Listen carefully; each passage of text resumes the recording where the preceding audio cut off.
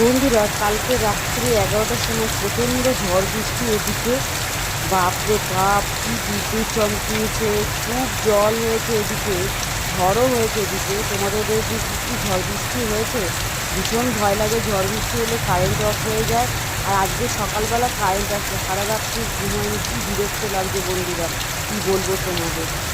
সবাই সাবধানে থেকো। আজকে দুদিন ধরে যা গরম পড়েছিল, একটু ঠান্ডা করে দিয়ে গেল।